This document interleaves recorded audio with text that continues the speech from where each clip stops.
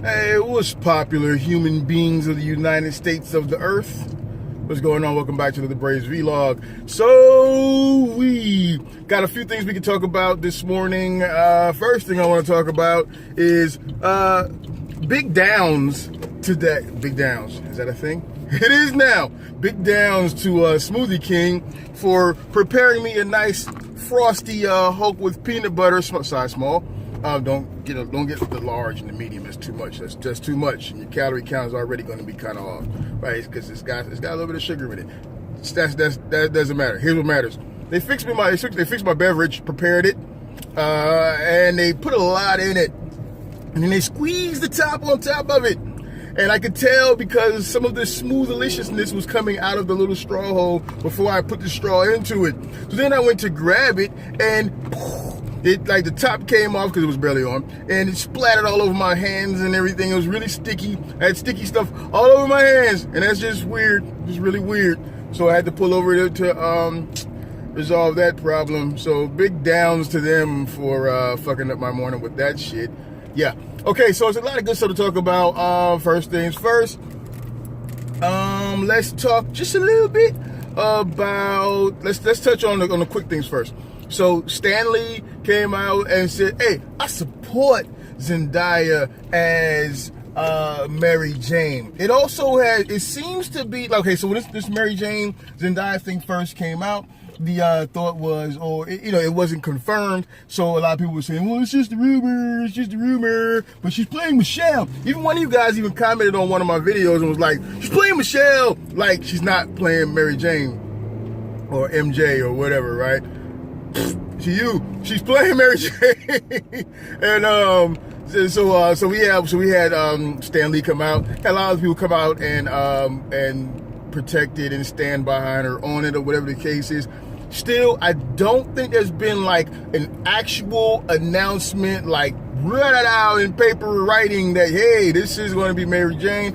But there's a lot of confirmation coming out for it, so I'm going to go along and say that I think it's pretty much understood now that she's MJ. Okay, that's just pretty much what it is. So I'm digging that. Hate when I'm podcasting and I get a god dang on phone call, throws everything off.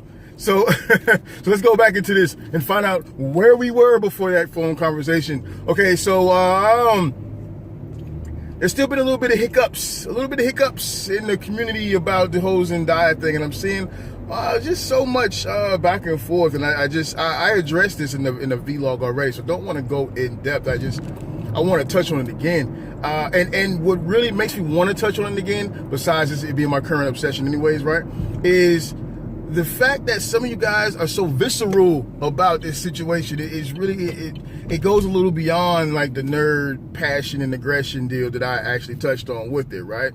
And maybe a little bit of irritation on my behalf because of some stuff that I dealt with and listened to yesterday that really just kind of irritated the hell out of me. You know what I'm saying? So, but again, you kind of got to get over it, dog. She's a very attractive woman, young woman.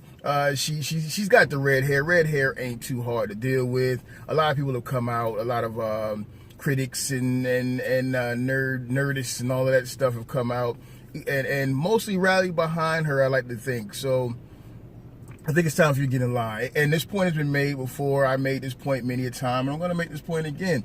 You have to remember that despite our nerd passions for the character, that's one thing.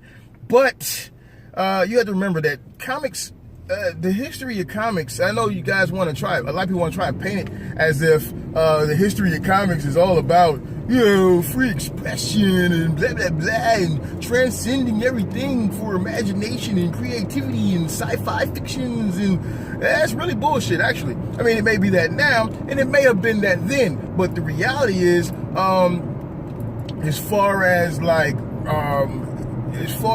the social standing in comics, come on, let's be real. Back in the day when a lot of characters were made, you couldn't be a minority character and be a lead character in a comic book. It just straight up wasn't going down. I'm not saying that DC or Marvel are straight out racist or were straight out racist, but the times were racist. I mean, the prejudice was heavy back in those days.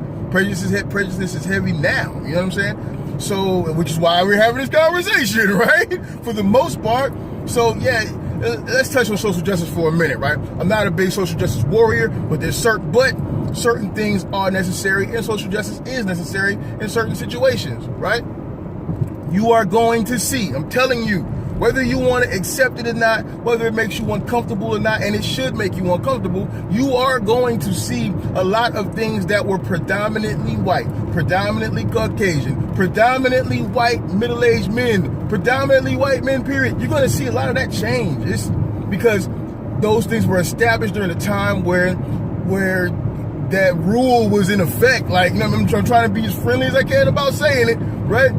But those times are done, and it should be done. It should be done. And I get a lot. Okay, fuck this. It's going political. I hear a lot. Like, I was listening to Shannon Burke yesterday. God, I'm trying to listen to this show, and I can't. Fuck, it's driving me crazy. There's a war against middle-aged white men, the working class. Man, get the fuck out of here. It's not. No, it's not a war against the middle-aged working white man. It's not. Here's what's real. In the beginning, the controlling factions had control, and everything represented that controlling faction. Okay, times change. You want to make the argument that, oh, things are much better now, and, you know, we don't have this, and you guys shouldn't be out here bothering everybody and blocking off expressway exits and all of this stuff because what you're complaining about doesn't exist. Okay, if it doesn't exist, fine. Then go along with the fact that everything that you established to be in your control, in your possession, and to your benefit is now being changed to benefit all. That's just the bottom line. That is just the bottom line. So we were coming in for a nice comic book discussion, but we're going into a motherfucking rant because I've had it up to not quite here yet. Because once I reach about there, like roof level, ceiling level, I'm going to use some words that you probably typically wouldn't want to hear in a comic podcast. But we're not there yet. You know what I'm saying? That shit is done. That shit has changed, right? It's not done to the point where everyone has equality. What I'm saying is, we've reached a point now where everyone who's had their voices suppressed and oppressed have a platform to speak and be heard. So you're going to have a lot of motherfuckers speaking. Everybody who ever felt like people who want to marry ants, they're going to be speaking out because now they can speak out. Is that wrong? Is it irritating? Maybe. You might not want to deal with it. Because, you know, you like comfortable. You like chilling. You like it the way it is. You know, not saying you like got a Klan outfit in your closet, but you mean you don't want to be bothered with it because it's not your fight. It's not your plight. But guess what? That rhymed. But guess what? It's what's up, man. It's a sign of the times. That's what's going to fucking happen. So enough is enough. Shout out to everybody. Big ups to everybody who've come out and spoken in support of the young woman getting the role. Now, whether she can truly act for the role, we'll see. I happen to think that she can. I think that she will be able to. We'll see what happens, though. But big ups to everyone who came out and supported the chick and actually spoke up. I said it earlier. The guy at Comic Book Cast exploded in his podcast. Awesome. Go check him out. Fucking Magnus, who is huge in this whole YouTube spirit sphere, whatever. Funny as hell. He put a video up talking about it and addressing it. Big ups to him for using the word nigger. That was funny as hell. But Magnus, I would caution you. You probably have not seen my video. You know you're a big wig, but just consider that we are men of an older age, and she is quite younger, and she might be legal, but still, we're still in R. Kelly time. All right. If you don't know what I'm talking about with the R. Kelly time, check out my video on Zendaya. Link below. Check out my video on Zendaya where I mentioned that Marvel Studios has effectively turned all of our generation, as far as young men who were in love with Mary Jane, to R. Kelly. So yeah, that's all I'm saying on the matter of that. All right, DC. So if you watch The Killing Joke, if you had the Blu-ray and you watch the special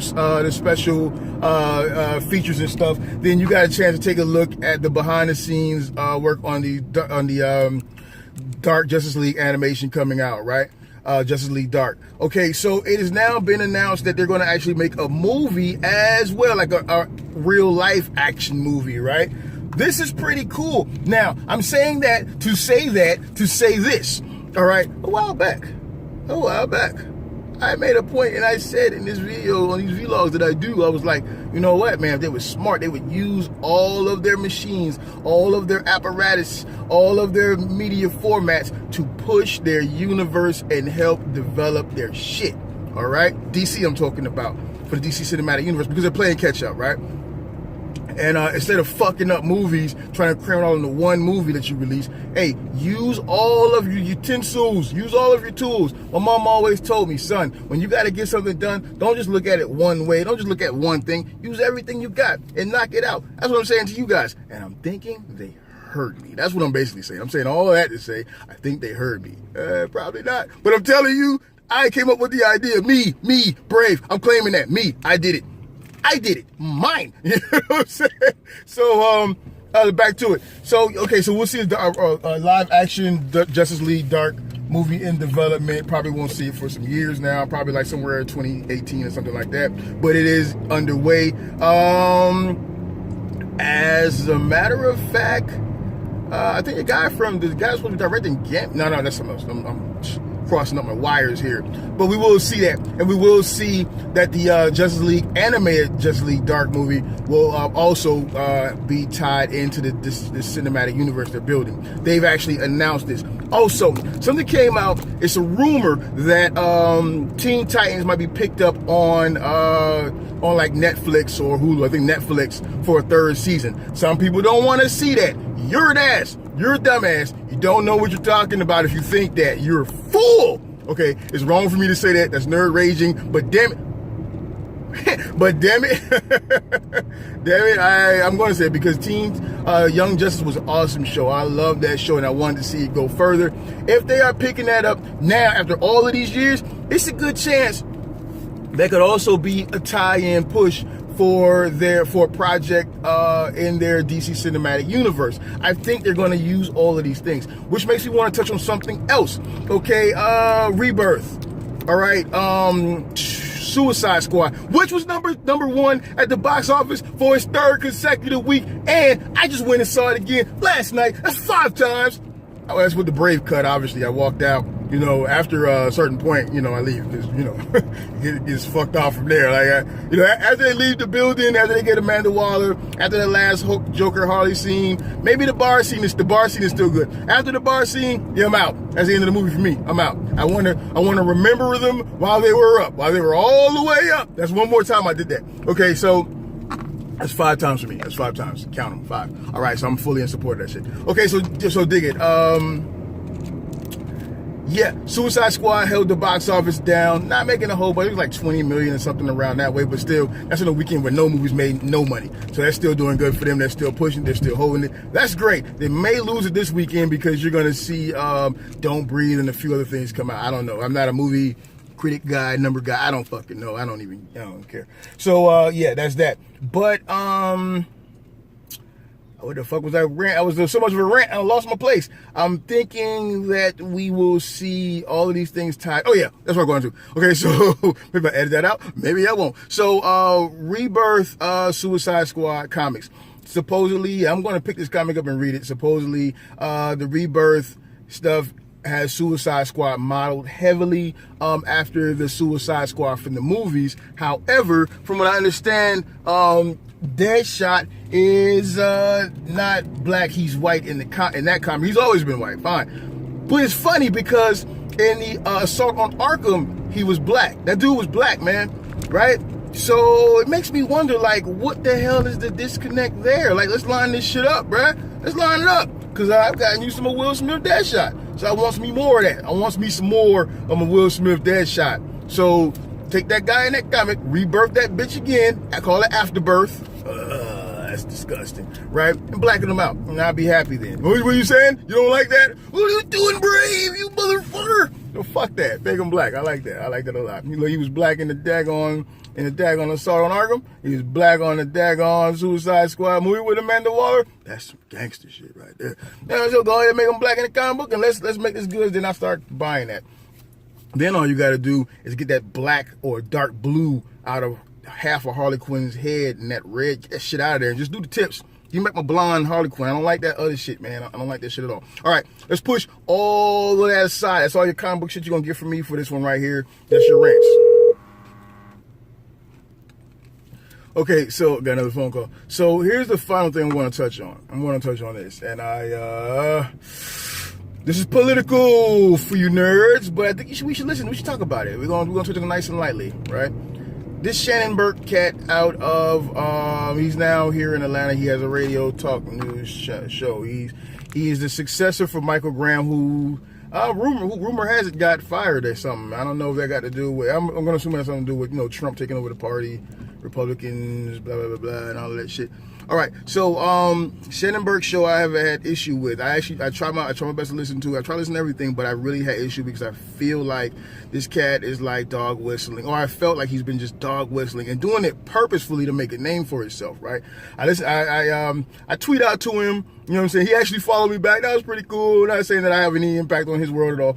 And then so I listened to the show yesterday, and the show yesterday was pretty good. So there's this issue here in Georgia, in Noonan County, where these Muslim organization is looking to build a mosque, and they've blocked off a certain amount of land and blah blah blah blah. You can go look into it yourself if you really care. All right, so the people of that area are like totally up in roars about having the Muslims come in and build this and take all this land up and build all these communities and it's a lot, man. Okay, there are some concerns that I think probably are worth being concerns. Here's the problem that I have. Okay, there's this thing now where a lot of people, when you speak about Muslims, you speak as if all Muslims are foreign. Like there are no Muslims in the United States, and if there are Muslims popping up to do something, they're coming from somewhere else, and they don't have our values. I've got friends that are Muslims. I've fought beside Muslims in the military. I've served beside Muslims in the military. For a time, I studied with Muslims, like American Muslims. So they were Americans. So what are you talking about? Like, I think that's when oh God, people, take your brains out of your asses. Let me sum this up, okay, real quick, because this kind of shit sends me down a rabbit hole, right? So he had the lawyer, a guy who's a representative from CARE, an organization that helps to fight anti-Muslim bigotry and things like that through legal means, right? The guy comes on, I've heard him speak before, very intelligent guy, very nice guy, very smart guy, very swift, comes on, disperses with a lot of the BS that was surrounding the situation, and took on a lot of accusations and conspiracy theories, all the Sharia law meme that passed. They want to practice Sharia law, like, if you and people will say, I know about, because I read a little bit of the Quran. Listen, Sharia, I'm not saying, I'm not even going to say. Listen, if a Muslim doesn't eat pork, he's practicing Sharia law. You see what I'm saying? Sharia law is also respecting the law of the country that you are a citizen of. So, you know what I'm saying? What are you guys talking about, man? You act like the Muslim down the street, little Johnny down the street, who's been in America with his family all his life, and Shannon Burke asked the guy this question. He asked him in a friendly way, trying to sneak that shit under the map, right? Like, where your family from? Where your parents from? Man, your grandparents trying to find that link for the people that just came to the country. They weren't, like, he wasn't nationalized. The guy wasn't American. The guy was fucking American. The guy got Christians in his family. You know what I'm saying? Come on, man. So, fine.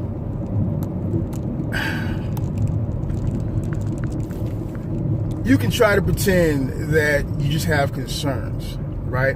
But when everything that your opinion is based on comes from fear, right? No information. So fear and ignorance, yeah, it's a good chance that your opinion is based in bigotry. It's a very good chance, because bigotry is seated in fear and ignorance. You understand what I'm saying? So when you get upset, when they're calling me a bigot, when they're calling me prejudice, when they're calling me racist, because I don't want a bunch of Muslims coming in to my area, they're gonna build terror. They're gonna build it. They're gonna build terror, package it, and ship it out. It's a good chance you're a bigot. I mean, it's a good chance you're a bigot. I mean, let's be real. I listen to Channel 5 News in the morning before I leave. Fox 5 News.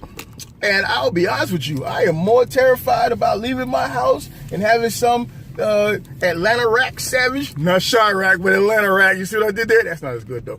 Atlanta Rack Savage come in and popping me for my shit because it's happening on a daily basis. Daily basis. You hear about terrorism in other countries. You hear about terrorism in this country. It's annual. It's annual, and typically the FBI were on it and didn't do anything about it. That's a whole other situation. I'm just saying, right? You try to pump this shit out. The media pumps this shit out, and they have all you guys running around in fear to the point you're calling. Let's make it real. Being Muslim is the new nigger. You know what I'm saying? Nigger.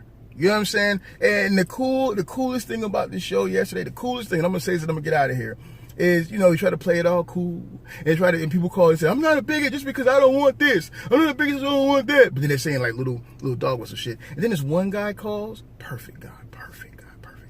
He calls and he's like, they're saying that something about their rights. I don't care. I don't care about any of it. Who cares about their rights? Take all that and send it back where it came from. At this point, Shannon Burke, you could hear it on the radio.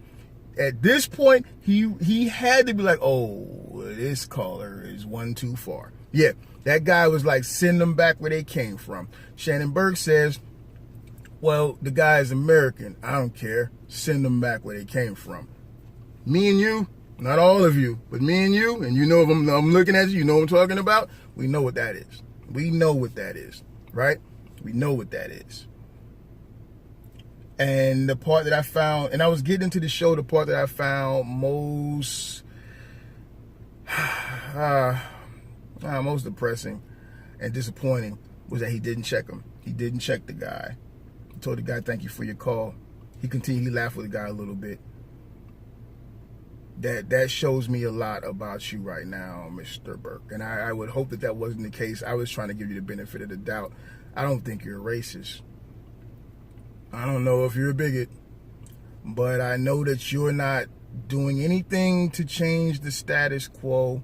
You're playing to the same little dog whistle, pushing narratives that Rush Limbaugh and them do. It's race baiting. That's true race baiting. You dig what I'm saying? And I think that's pretty sad. We don't need any more of that. We don't need any more of that. That's all I got to say. I'm out.